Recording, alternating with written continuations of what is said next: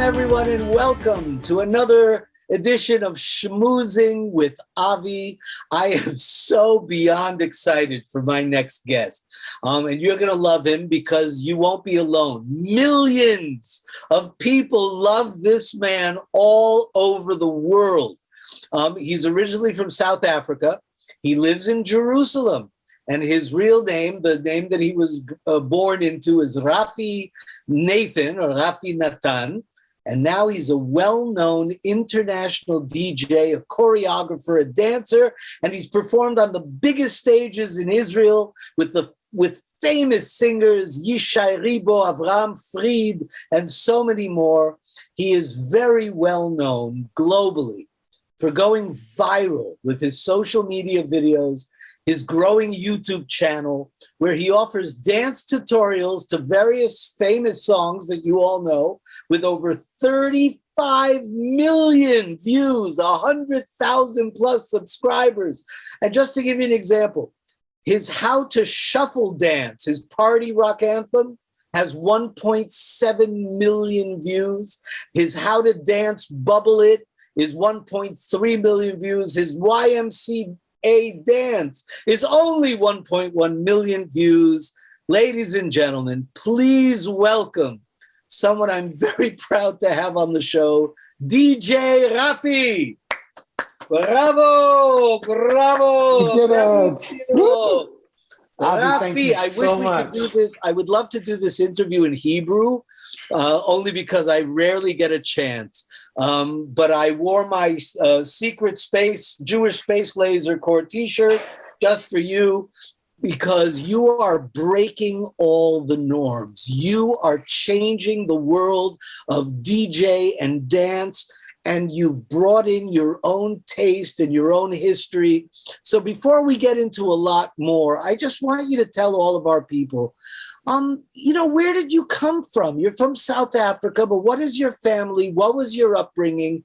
And how did you get into this dance, Haredi, turning it into dance classes? How did that happen?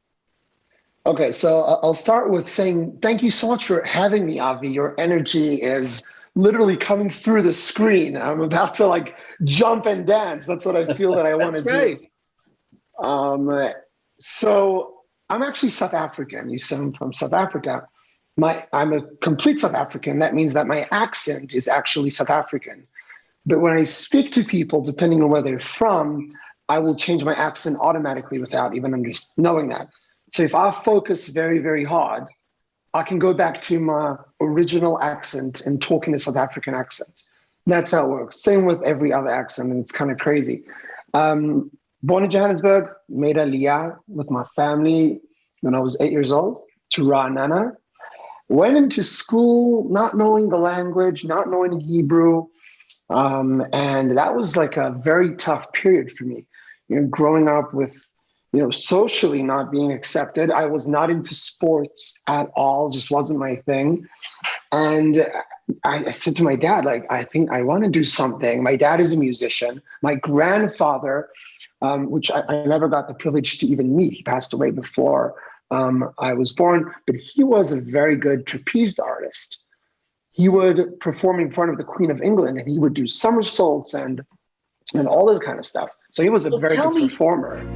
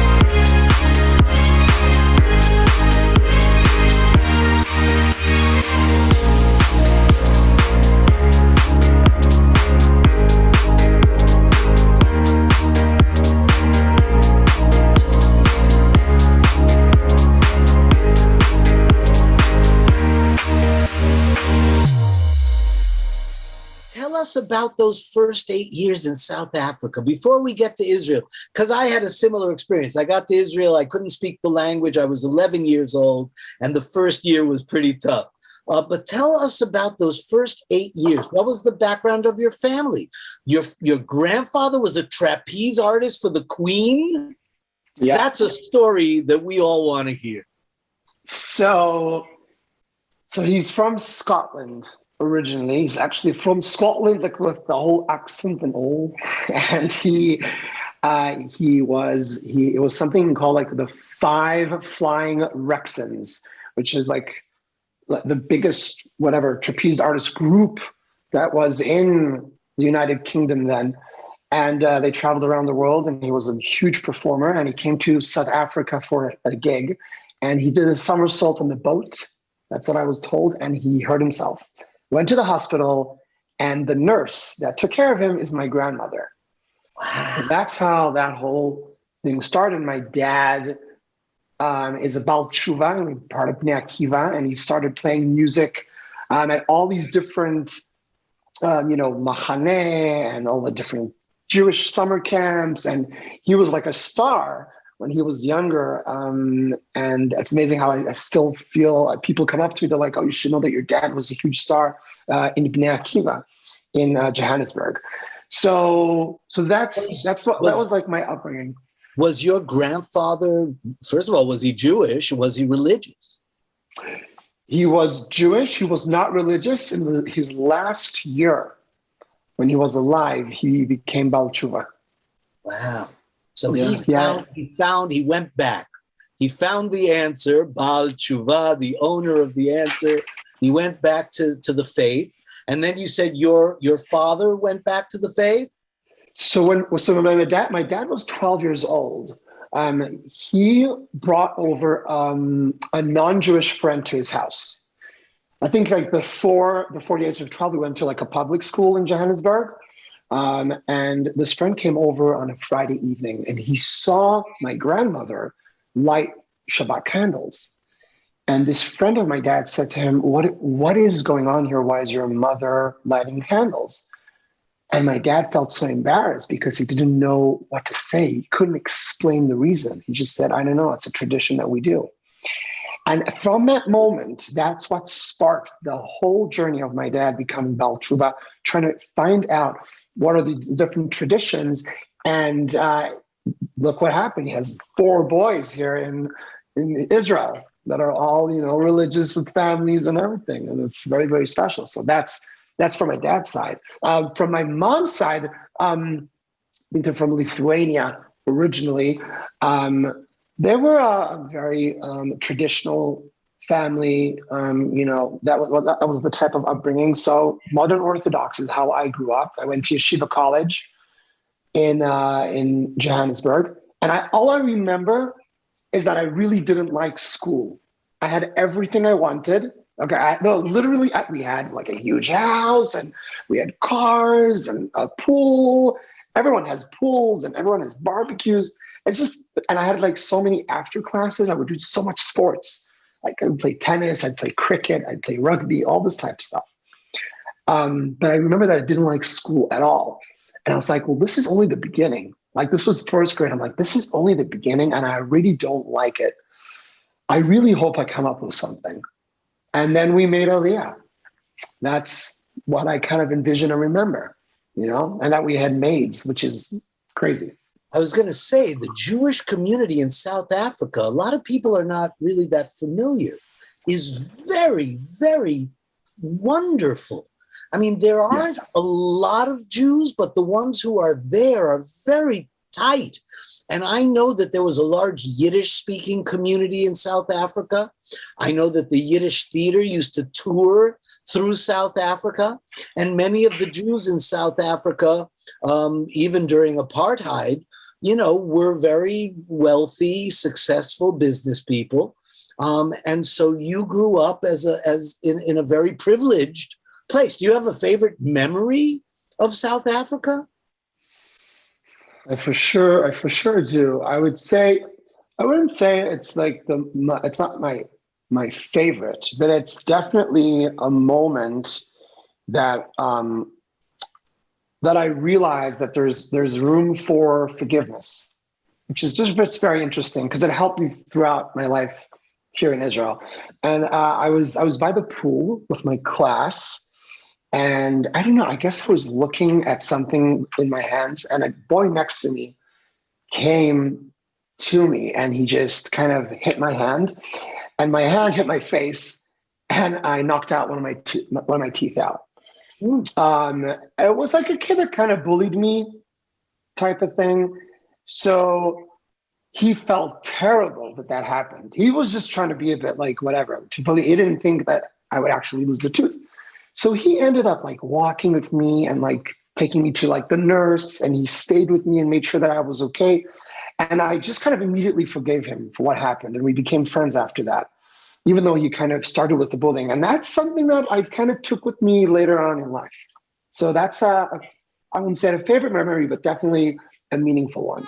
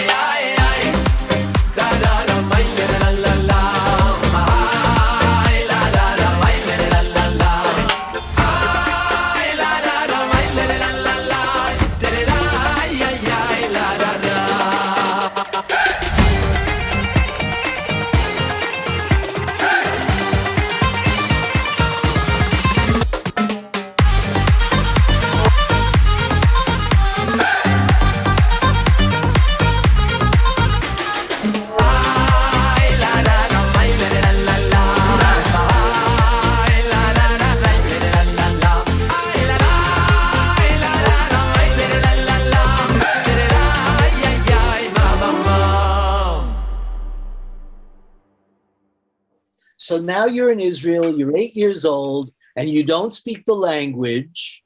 You don't want to do sports. How do you transition into living in Israel? I remember how difficult it was for me the first year. Well, we were in Merkaz Klita in Ra'anana. So that was a bit like that from South Africa, Johannesburg, with all that luxury coming to a place, you know, we had nothing. Literally, we started from scratch. No maid, you know, which is like such a crazy concept, but we, you know, for us, it was a huge difference. And I think that, you know, again, school was such a huge challenge, but I knew that my dad had his guitar with him, and he would play music for us all the time. We would listen to his songs. He had cassettes. He actually has a YouTube channel now, which we'll talk about, which is crazy. But I thought to myself, you know, why don't I try go into that direction? Because everyone else is playing soccer, football. And I really am not into that. So I thought, like, who's the coolest guy in a band? You know, that's what I thought. You know, like when I looked at a band, who's like the guy that I want to be? Do I want to be the singer? Do I want to be the guitar guy? And I looked at the drummer and I said, That's how I want to be. Wow. I want to be the drummer. And my parents, without knowing that this would be the biggest headache that they will experience for like 10 years. Literally. They were like, sure, this is what you want. Let's go for it. And we signed up for 3 months to try out this, this drumming. After 3 months, my parents came up to me. They're like, listen, we actually cannot afford any more lessons. We're so sorry. We know that you're so passionate about it, but we cannot afford it. And that kind of broke me, as a 10-year-old boy trying to do something and like, now there's no money. What does that concept even mean? We had everything in South Africa. Now we don't have money for this. And, like even my drumming teacher was like, okay, now you got to get a set, like a drum set. And I'm like, there's no way that's going to happen. She's like, well, you got to practice. So what I started doing was drumming on tables. And then my parents would complain about that. So then automatically I would try drum with my mouth to remember and memorize all the different sets. So I started beatboxing. And that started it's not started, but that continued my journey into what I'm actually doing, today. So when was your first beatbox contest? When I was 13, a good friend of mine called Yehuda Beller. He was like one of my only friends back then. And he said to me, dude, there's this radio show with this huge DJ in Israel, with like the biggest radio show in Israel. They're doing like a vocal percussion thing, voice effects. You've got to do your thing that you do. Those noises. I'm like, what noises are you talking about? It's like all day you're like beatboxing, like just you got to do it on the radio. And I said, okay. So I called the radio. I did the beatbox. They were like, how old are you? I'm like, I'm 13. They said, okay, we'll call you back. And then they called me back after like an hour. And they said, listen, kid, you won. Yeah. They brought me into the radio show. I met everyone. They gave me like 40 albums, like CDs, back then that was like unbelievable. I had to like catch a cab for all these CDs they gave me. And that, I went back to school. I'm like, guys, I just kind of won like first place in this beatboxing thing. And then I became like a bit more, accepted in my classroom because of that. So that was like you became the national beatbox champion. In a way, yes. I bet it was officially in 2008 when I went to when I was 18, and that's when I actually won first place. Right. In Israel. Right. Yeah. Wow. But you were in championships throughout those years. 2011, 2012, you were establishing yourself as a major personality in this particular world from the age of 13. I mean, that's from the age big. of 13. I would go into championships in different genres, but they're all part of the hip hop world per se. So it would be breakdancing, DJing, and beatboxing. Those are like the three main gigs that I would participate in, and try to excel in all of them and be the best at all of them. You have to understand, like, the reason that I was trying to excel so much was mainly because of bullying. Let me tell you a story. When I was 16, I was into beatboxing, still socially wasn't making it. I was not happy at the age of 15, 16 in school. I wasn't doing well at school. Now we know I had severe ADHD as a kid. I try to figure out what is my next step. And my brother came up to me, a younger brother. He said to me, listen, there's this breakdancing class in Kfar Saba, which is near our town. You should try it out. I think you'd love it. And I went there, and there was just zero criticism, zero criticism. They were all like, you're awesome, you're great, let's go dance, whatever. And I was terrible. I was absolutely a terrible dancer. I didn't know what I didn't know how to move. I couldn't do anything. But they were just like, this guy's awesome. This guy's great. Even my brother was like, dude, listen, you're really not that good. You gotta up your game, you know? But I went back to school, after a month, I'm like, I'm gonna show these guys.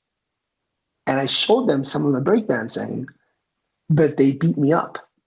They thought it was like the nerdiest thing that I could possibly do. Like, why am I trying to be cool? So what I realized is that I need to prove to myself that they are wrong.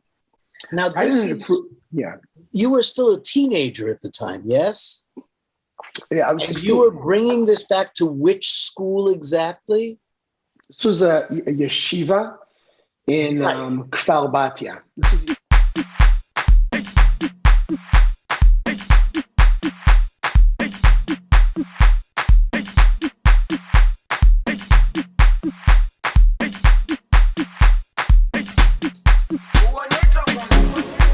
Jerusalema ikhaya lami ilondoloze uhambe nami zungangishilana Jerusalema ikhaya lami ilondoloze uhambe nami zungangishilana dawo yami ayikholana buso wami awukholana ilondoloze zuhambe nami dawo yami ayikholana buso wami awukholana ilondoloze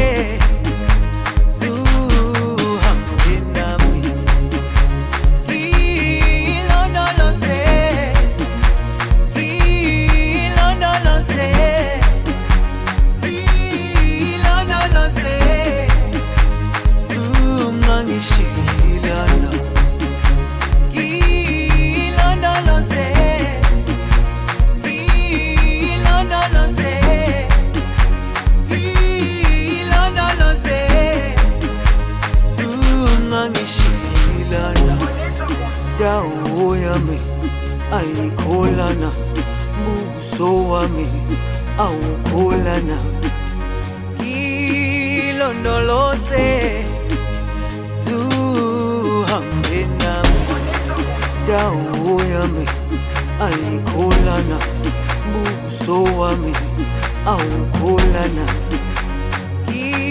ilondoloze zuhambe nami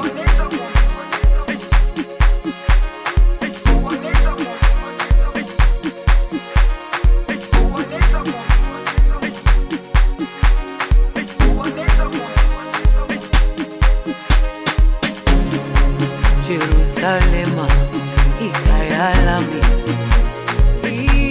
ilondoloze uhambe nami zungangishilana Jerusalema ikhaya lami ilondoloze uhambe nami zungangishilana dawo yami ayikholana buso wami awukholana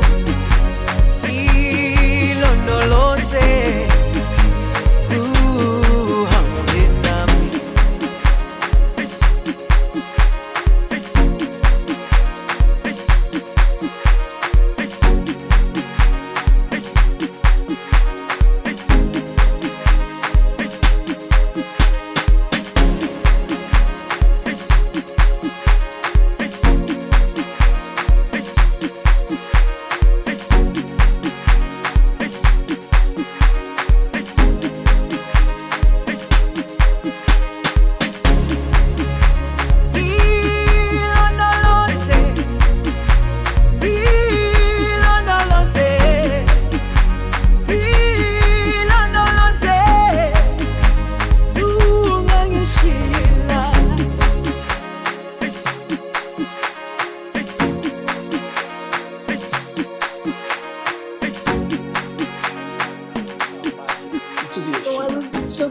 going to be my next question. Rafi, I'm trying to understand because, you know, I am not a religious Jew. My father came out of Auschwitz and said, I can't be religious. So I grew up in a very secular, very cultural Jewish home, but not a religious home. I was, you know, the impression I always got of the religious community that I knew about was that they had no interest in what you were trying to do. There was no real interest in dancing or music or theater or film or performance. It was about studying the Torah. So how did you reconcile that and continue your story of how you then were able to overcome the obstacle? So, first of all, it's a great question. And I was in an academic type of yeshiva from modern Orthodox. So we did do, you know, math, English, science, all of that. But there was a big focus, of course, on Gemara and Torah studies. I can tell that the rabbis were not that happy that I was doing this, you know. But I'm just going to jump back again. When I was 12, that was my first performance on a stage. Is when I was a drummer, so I would drum in front of the whole school. And also then, I think the parents and like whatever the teachers are like this kid's driving us crazy with his drums. Like, you know, I don't want to be in class. I wanted to go and drum. They had like a drum set, but they were kind of flexible with me. They let me go and drum whenever I needed to, let out that energy, that excessive energy that I had, because I couldn't concentrate in class. And I performed when I was 12, and I got very positive feedback from the crowd. That was when I knew that this is what I want to do for a living. Because I was like, this is the first time that like, even the principal had a huge smile on her face. She's like, you're great. That was awesome. You made us happy. I'm like, I made someone happy with the drumming? Okay, this is something. So when I was 16 and I went into the breakdancing and people were kind of against it, I'm like, I'm going to do this again. I'm going to do this whole thing that I just did with the drum. I'm going to do the same thing with the dancing. And I'm going to become the best dancer in Israel. It's going to happen. It's funny that I thought that. Like now I'd be like, push that. Don't think that way, you know. But I had to prove myself that they're all wrong. That was my vision. Like I'm gonna stand there with the trophy, and I'm gonna be like, I did it. Kol hakavod, you know. That was like my vision, which in a way is inspiring, but it's also a little bit sad. But it also has a happy ending. You know, that like a teenager has to go through all these different like roller coasters. So I moved schools. I moved to an arts school / yeshiva in Tel Aviv. Oh. Yeah, it was a one-of-a-kind school that had the combination of yeshiva, science, arts together. And they were just like completely accepting of whatever I wanted to do. They even wanted to open up like a breakdancing class that I would teach some of the students. They were very, into that. I was part of the music band as a drummer. And it was just, wonderful. And that was like another... Very progressive.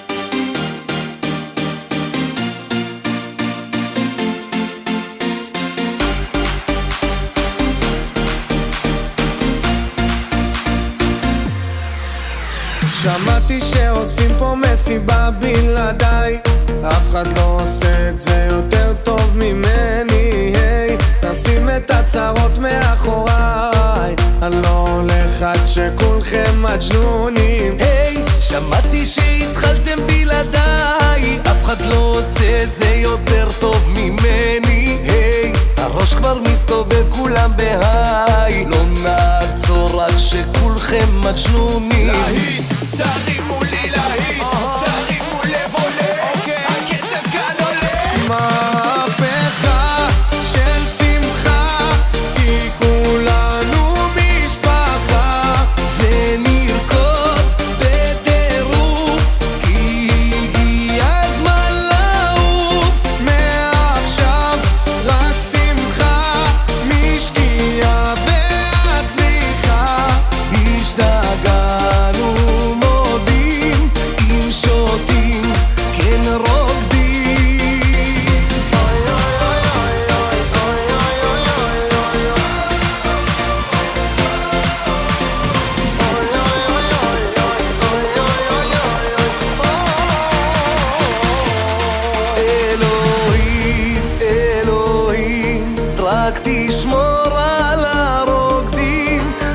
נחבק אוהבים שתמיד נהיה שמחים אלוהים, אלוהים רק תשמור על הרוקדים תחבק אוהבים שתמיד נהיה שמחים חייל, תרים לי את הקהל הם לא רוקדים בכלל תרימו את היד מהפכה של שמחה כי כולנו משפחה ונרקוד בטירוף כי הגיע הזמן לעוף מעכשיו רק שמחה משקיעה ועד צריכה השתגענו מודים אם שותים כן רוקדים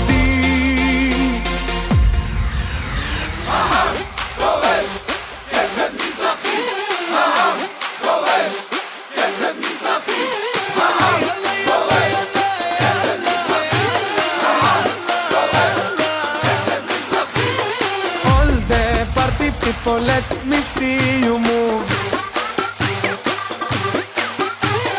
All the party people let me see you move מהפכה של שמחה כי כולנו משפחה ונרקוד בטירוף כי הגיע הזמן לעוף מעכשיו רק שמחה משקיעה ועד צריכה השתגענו מודים אם שותים כן רוקדים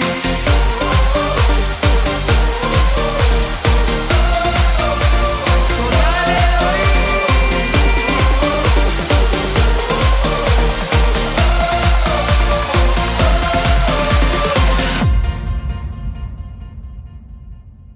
מהפכה של שמחה כי כולנו משפחה ונרקוד בטירוף כי הגיע הזמן לעוף You know, very progressive and certainly a sign of the times.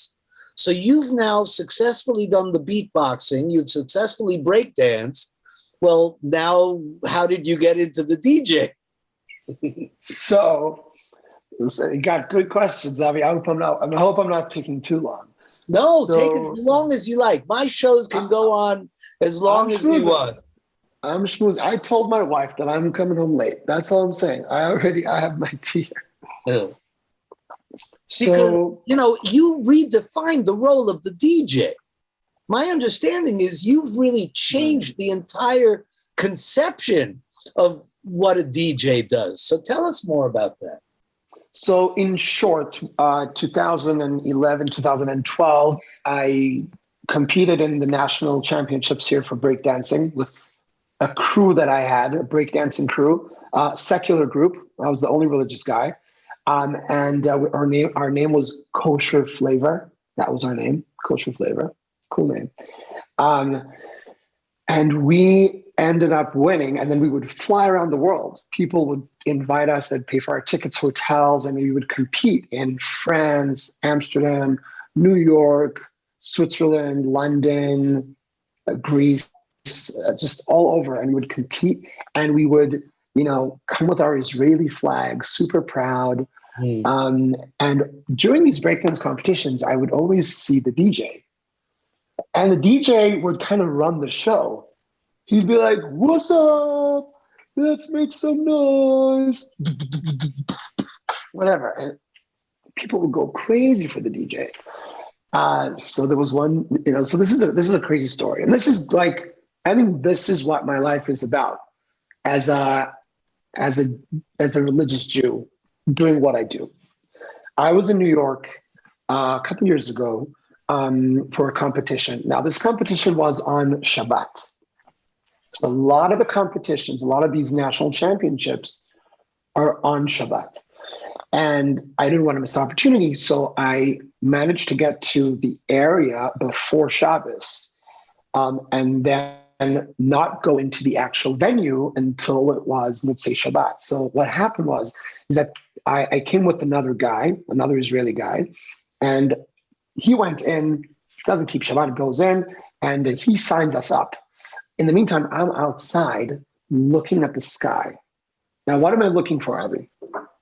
Motzei Shabbat. It's almost Shabbos. What am I looking for in the sky? Three stars. I'm looking for 3 stars. People start gathering around me, and they're like, what are you looking for? What's going on? I'm like, I'm looking for the stars. Can you see any stars? They thought that I was this crazy dude that was just gazing and looking for stars. And when I found the third one, I'm like, oh, I started davening, I was shuckling, and I said Havdalah there on water and Coke. And someone had a match, and I went straight in, and we won 3rd place in New York. Wow. And that's my story. And I have like 1,000 of those of staying with my truth, like this is what I believe in. This is why I have a lot of challenges along the way. Well, that was going to be what happened. That was going to be my next question. So if you're traveling around the world with a group of, break dancers who are not religious, what were the challenges for you to maintain, where did you get the kosher food from? How were you able to deal with the restrictions that come with the religion? I think that the kosher food was the hardest part, even though it was the States, because it wasn't always in the States. When you fly into the US, you can have a bagel, Philadelphia cream cheese, you'll be fine. Vegetables. There were a lot of places, a lot of areas that we would go and compete that they actually had none of this, especially if it was at night. I find myself eating at a Subway, a Coke and ketchup, Heinz ketchup, because I had an OU. So I had that for energy for a whole night, ketchup and Coke, because that gave me energy for what I needed. But that's what, it's funny, just a quick, it's so many things, but like a quick story in Sograim, we say, brackets. Parentheses. There you go. Thank you. I'm not going to say that word. It's too complicated. When I was 19, I wanted to go to another yeshiva before I went into the army. It's like a pre-yeshiva type thing that they give you tools to deal with in the army so that you'll stay religious while you're in the army. And I loved it. I absolutely loved it. And I went to the rabbi there and I said, listen, I really want to be here. Please accept me. And he said to me, I'm so sorry, but you have to prove to me that you want to be here. And I said, I love studying Torah, and I love the yeshiva, and I love the people, I love the rabbis, I love the area. It was green, it was beautiful. I want to be here. He says, okay, you're accepted. You can start tomorrow.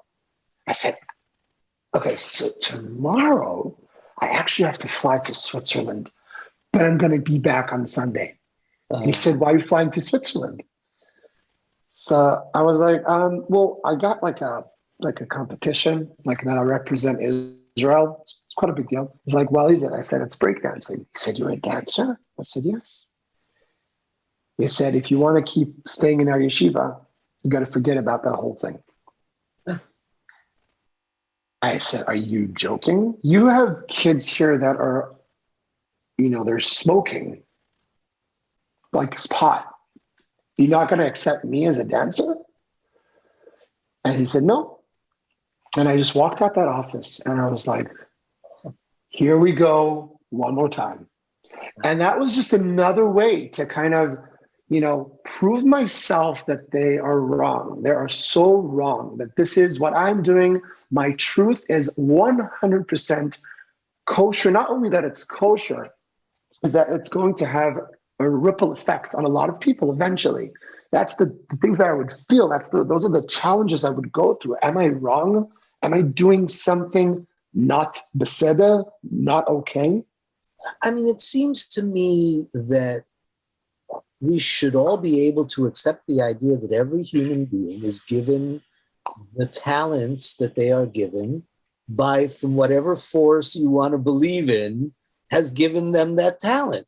And so, you had this amazing talent, you had the faith, and I think that it worked for you because you love the challenge. You take these challenges and come out even better, come out even stronger.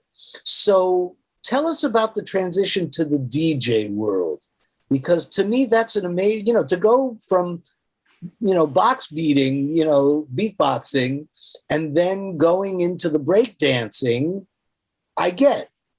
But the DJ, that's a whole different set of talents, right? Yes.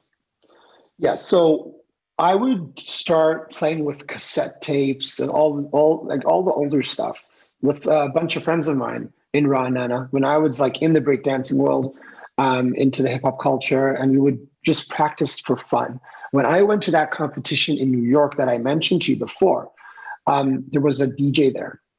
His name is DJ DP1. He's from Brooklyn.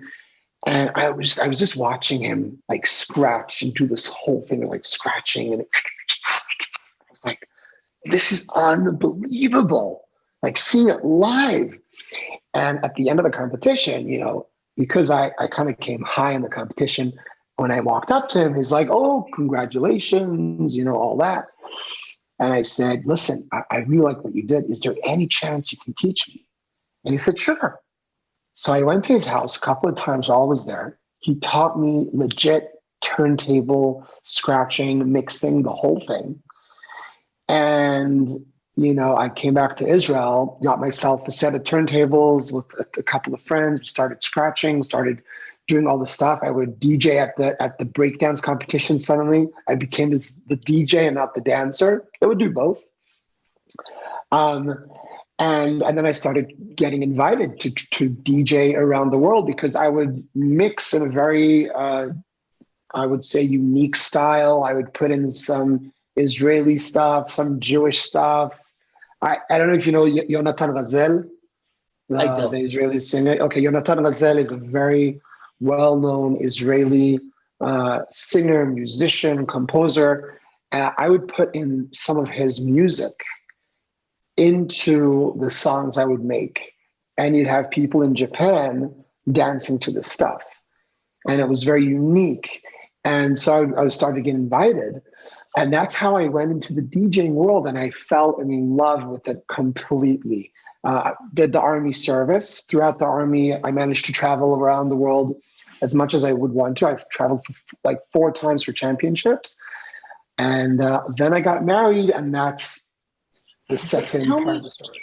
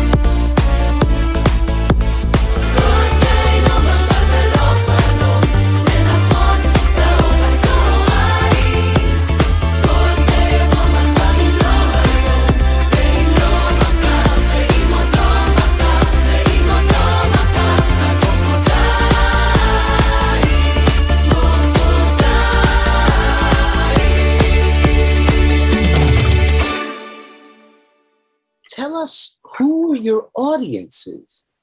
It's not like your audience was a Haredi group, and this was an internal, religious phenomenon. You came out of the Haredi world, out of the faithful world. Right. Not exactly Haredi, but definitely Dati, Yeshiva, yes. Right, but some of that style. I mean, you were adopting some of the styles, I think, correct me if I'm wrong. Yeah. But tell me about the audiences. Who were your audiences? Back then, it was the hip hop culture. It was the hip hop groups. It was the break dancers. It was all ages. It was, it was people from literally all over the world that were loving this type of music. Back then, this was 2012, I uploaded my first mixtape onto YouTube, and it got like in a week 130,000 views, which back then was like a viral thing. And I was realized that there's something here, and I would compete all the time as a DJ. I would perform. I have a story that I went to Amsterdam to perform as a DJ, and there's always the problem with the Shabbat. So I always kept Shabbat, and I felt that I always had these crazy challenges. And there was one time that I would DJ like an hour before Shabbat would come in, and they wouldn't understand. I'm like, listen, I have to stop at 5:07. They're like, okay, dude, you do you, man. I'm like, yeah, listen, I got to stop because when sun sets, I'm not touch electricity. Yes. So I'm DJing this competition, and the MC comes up to me. He's like, okay, that's the semifinals. Get your best songs ready. So I'm like, okay, sure. And I look at the time, and it's 5:06. All right, 5:06, and 5:07 is after the 18 minutes. I'm like, oh my God, how did I lose track of time? And the other DJ that was supposed to be after me was right there. I'm like, hey, listen, you're getting on right now. He's like, what? I'm not ready. I'm like, I don't care. I take off my headphones. I give him my wallet and my phone. I just give it to him. I say, put it in your pocket. And I just walk away and I say goodbye. And then he's on, and I go and do Kiddush with a bunch of Jews that were around that got together. And I went to get my wallet after Shabbos. And he was like, why did you give me your wallet? I'm like, I'll explain later. So those are just the small little stories that, kept me. It wasn't the yeshiva that kept me religious with my beliefs. It was those experiences of like, now's the time to be faithful and stay true to your identity, to your education, to what you believe in. This is the time to do it. So that's what kept me strong. Wow. So you got married, and now tell us from then to now how you became such a viral phenomenon.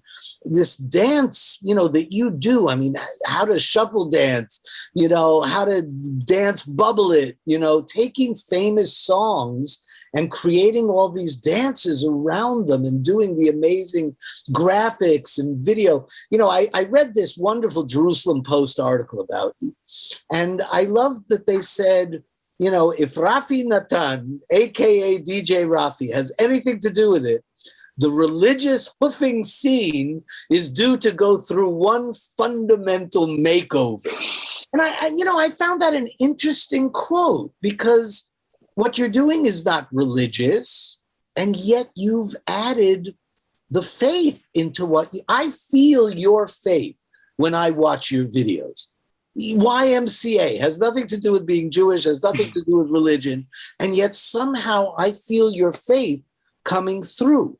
So tell us about that process, and tell us about the collaborations. You did Dancing with Strangers, and an amazing, collaboration with the mayor of Jerusalem.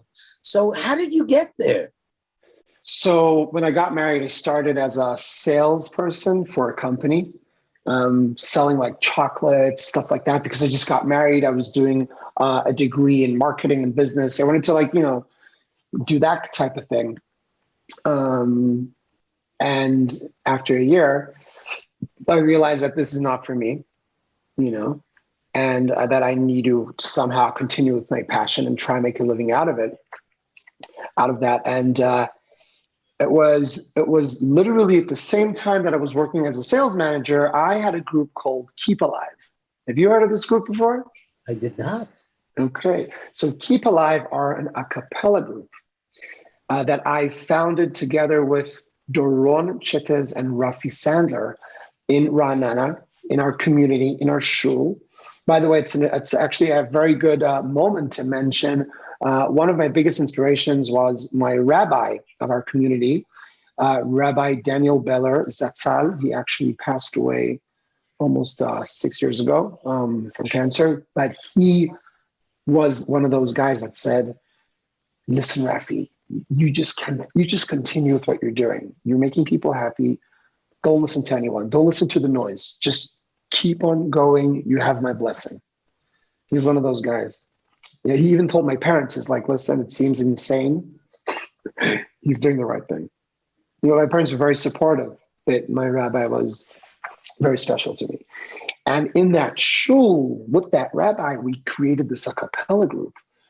And we went on the X Factor in Israel. And we got a standing ovation. And we moved up throughout the levels. And we broke out and we ended up performing all over the world. So I continued my passion as a beatboxer in the a cappella group in the Jewish world. I performed in Mexico, and I don't know, I can't even think of all the places, private jets, the whole shebang. It's a lot of fun, very, very tiring, but it's a lot of fun. So that was great. And then my boss in the sales company said to me, listen, Rafi, we're closing the company.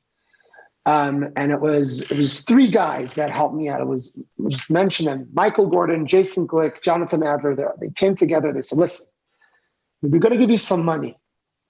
You're going to open up a DJ business. Here, whatever you need. Here's do this. Here's equipment. Here's what you need. Go get everything and start doing events. Start doing bat mitzvahs, bar mitzvahs. People are going to love it. And I think that back then, a DJ at a bar mitzvah, it just was not a thing. It wasn't. You had a keyboard, you had a band. DJ was very like, whoa, this is not our type of thing. And I believe I'm one of the pioneers in, DJs at bar mitzvahs in Israel, at least. One of the pioneers that made it kosher, that made it accessible. And what happened is that I would do this bat mitzvah, and I realized that the crowd, they weren't dancing, as they're supposed to dance to some of the they were kind of like, whatever, moving. I'm like, guys, there's moves to all of these dances. It's the cha-cha slide. Come on. It's the Baruch HaGevel. You got to know this stuff. So I ended up just running down, dancing with everyone, teaching them the moves. And then I'm like, wait, I got to swap the song. I would go up, swap the song, go back down, dance again. And that became my unique kind of concept. There's one thing that I do every single day that is really important for me, and that's putting on tefillin. I can sit in the boat. It's wet. Taking a second just to, reconnect with my roots, connect with Hashem. There's some days that the connection is amazing. Some days there's just less, but it's the consistency which is the key. I haven't missed a day since my bar mitzvah. So tefillin, it's divided into 2 physical separate pieces. One for the arm, one for the head. The arm one represents the heart. You put it on your weaker arm, then the way that the tefillin is actually turning, it's towards your heart. The second box, which is the tefillin shel rosh, is right on the top of your head, between your eyes. And that represents your mind. Pray for Israel, I pray for my family, I pray for my friends. I have a lot of friends that they don't keep Shabbat, they don't keep Kosher, but they put on tefillin every single day. I think that's super important. You're connecting your heart with your mind for a few minutes a day. That's what it's about.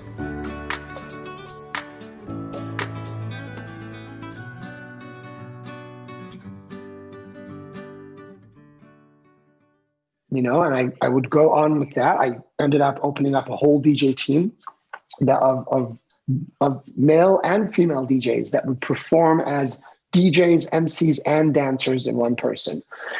And then, and that's like jumping, COVID hit.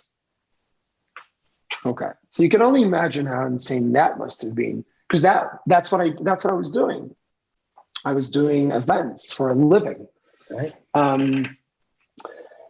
And in one day, I shut down my entire business. So my accountant calls me and says, listen, you got to get rid of all your workers. You got to shut your office. And, it just is what it is. I said, are you sure? He said, I'm sure. So I did that. And I looked at my wife. She's an occupational therapist, Ilana Nathan. She is an incredible woman, like unbelievably inspiring. And she just said to me, listen, we're going to get through this. We just got to think of an idea. And you'll do it. You'll think out of the box, and we'll make a living. We'll make it. And I thought, what do I do for a living? What is it? I dance. I teach people how to dance. I DJ. I put music out there. I make them happy. And I do it for money. What if I would do that not for money? What if I would just give it out for free for everyone to just do it, to learn, to have fun? You know what? But it can't hurt. It cannot hurt. Maybe it'll keep my name a bit above the water throughout this whole time. So I filmed one video called the Cha-Cha Slide. It's starting from the 80s. Slide to the right, slide to the left. And I filmed it. I put on some graphics and I uploaded it onto YouTube. So for 2 months, no salary, coming from nowhere, and because of COVID. And the video got 900 views, 900 in 2 months. And I said to my wife, clearly there's no market for this. This is not interesting for anyone. And she said, listen, we have, it was around like 15,000 shekels in savings on the side for like a few rainy days. Why don't you take that money, and try produce a few more dance videos? Because the animations are very expensive and the studio time and all that. And my brother-in-law was also very involved in helping us with the filming. And he's like, okay, we can do this. So I produced another 3 videos, like the Macarena, Follow the Leader, trying to think what else, Uptown Funk. And these videos slowly started taking off. And I learned about YouTube and I understood how the algorithm worked and what needs to be the thumbnail and the title and all these different things that made a difference. And I started getting these messages from people, you have changed our lives during the pandemic. I'm like, what? Why and how?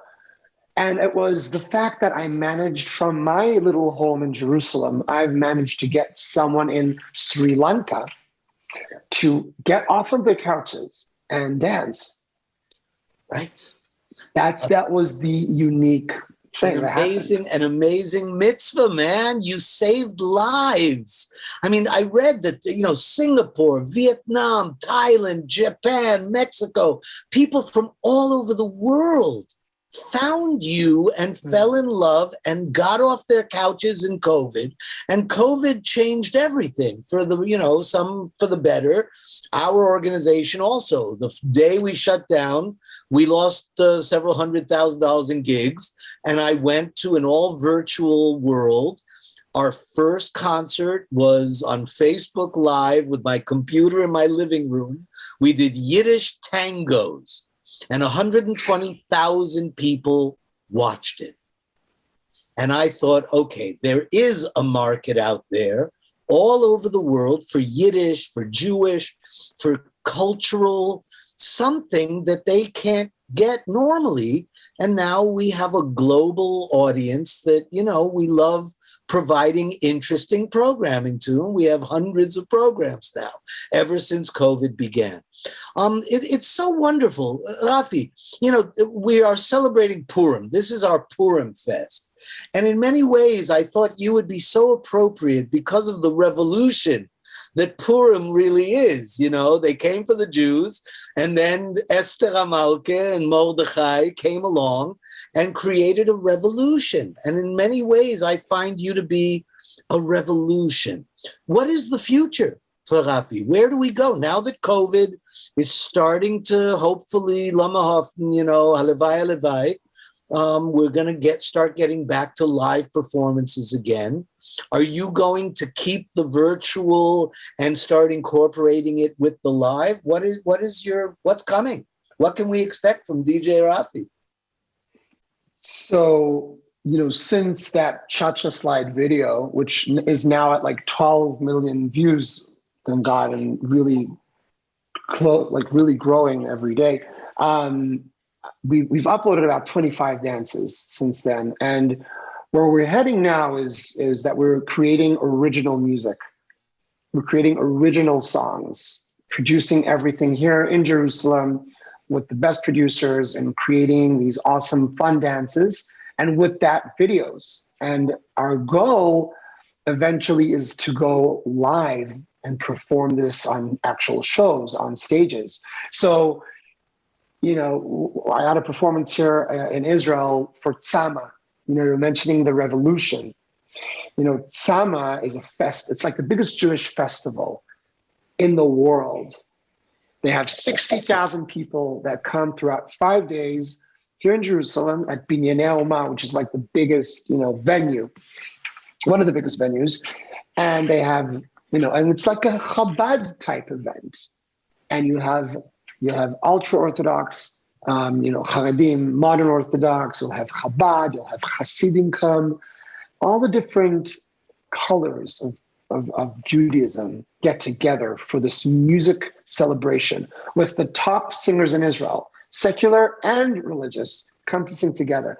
And, you know, we managed to bring my world into these shows, which was a very big, you know, very big deal. They saw my videos and we created some of these videos for them, like as Jewish dances. Like, I don't know if you know, like, which is a very old Chabad nigun. But I did a crazy dance to it with the crazy video, which is almost hitting 1 million views. And everyone came, learned the song, and then I performed it live in front of all these people, and we danced it together with Avram Fried and Yishai Rivo. And we did this show for like 12 times. We did it 12 times in front of like 3,000 people every single night. And that's where we're heading. You know, we're making a revolution in the Jewish world, but I think this is going to happen in the entire world. People are realizing that dancing is so connecting. Dancing is so much fun. It's so easy. It's so engaging. And it just lets, you know, that energy of happiness just come out, just happens. So that's what we're taking. We're taking it to the live shows, original music, the educational system, 100%. We're going to, you know, get into that because that's already happening. You know, all the schools all around the world are watching these videos as brain breaks. And it's really helping the kids learn English. You know, I had an interview a few days ago from the Ministry of Education in Israel. And they said to me, so Rafi, how did you come up with the concept of you teaching English? And I said, in my head, I'm like, I didn't think of that. But I said to them, oh, it was a brilliant idea that I had. You know, but it wasn't my idea at all. It was not my intention, but it's been helping so many people. So I think we're going to go into that direction. So yeah, very exciting. And hoping to make it good in the world, make the world a better place. It's a revolution. And I find that the Jewish world is very much now, and I never really expected it. You know, I've been involved I'm much older than you, obviously. And I started in the Yiddish theater when I was 10 years old in New York. And I never imagined that here we would be in 2022 seeing shows like Shtisel become very popular on Netflix. I've done several short movies and long full-length films that are becoming very popular, winning awards at major festivals. The world of Jewish culture is such a great revolution. People like you doing the things you do are now breaking into the mainstream world.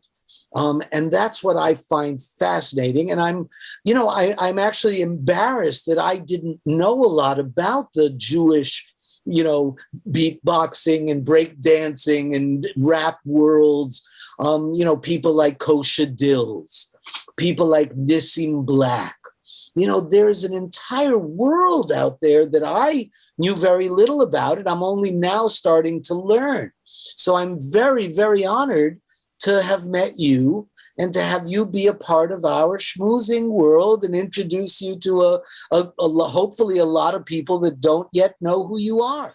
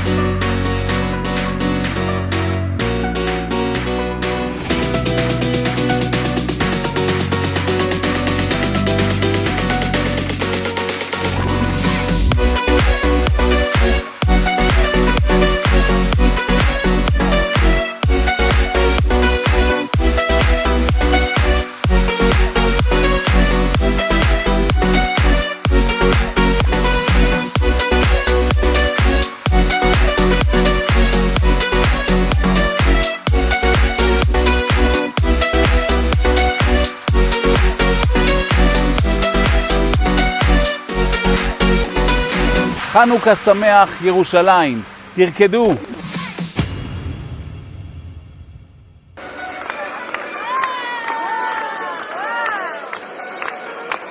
Is there anything you want to share before we end our program? Yeah, you said that you're old. I don't think you're old, and I'll tell you why. My dad's 65. Baruch Hashem, healthy. Ad Nevis. Slim. And during COVID, while he was in Israel, he stopped with the music. He just stopped. He didn't do it anymore. He stopped with that passion. And he saw that I was doing this whole thing. And my dad is like my number one fan. I'm his number one fan, and he's my number one fan. That's the biggest blessing anyone can have. That's when the closest people to you, like your wife and your father, your mom, they're your biggest fans. And that's the story with me. And that's what made a difference. And my dad saw what I was doing with the YouTube. And he said, this is so wonderful that you're doing your passion. I said to him, why don't we take your music and put it onto YouTube? He said, nah, I don't know what I'm doing. I said, I know what I'm doing. Let's film you. And he has like 20 videos on YouTube of him doing original songs. Every week he's filming himself. He sends it to me. I edit it up. I upload it to his channel. His channel is called Mickey Nathan. And it is brilliant. And at the age of 65, he started a YouTube channel. And from that, he has received students that he can teach. He has got people to ask him to come perform at like the old age home. Just like small, cute things that have happened. People send him feedback on his music at the age of 65. So that's what I want to teach. You're inspiring me. You're inspiring me because I'm 63 and I used to have a rock and roll band with some very significant people like Yossi Fine, who is one of the top producers in Israel, and Tal Bergman, who played drums for Billy Idol, and David Gervais, and all these wonderful musicians. But that was way back when I was a young man. Maybe it's time to bring it back. I'll have my own YouTube channel, maybe. Please send me a link when it's ready. I absolutely shall. Ladies and gentlemen, I cannot tell you how excited I am to have had this opportunity to talk to DJ Rafi and learn all about his wonderful world and the revolution that he's creating in the world of YouTube and DJing and dancing and beatboxing. And are you still breakdancing? I put it this way, if the celebration is on like its peak and there's a big circle and everyone's like, come on, do it, then I'll do something. Yeah. But I'm at an age that I have to like watch what I'm doing, right. I gotta be careful. But yeah. Right. Beautiful. So my kids are into that now. My kids are beatboxing and dancing all day. So how cool. How old are your kids? So I have twins. They're 4 years old, a boy and a girl. And my son is already standing on his head, like easy, he's doing that whole thing. Bravo. So, bravo. So in honor of our Purim Fest, thank you, Rafi, for joining us.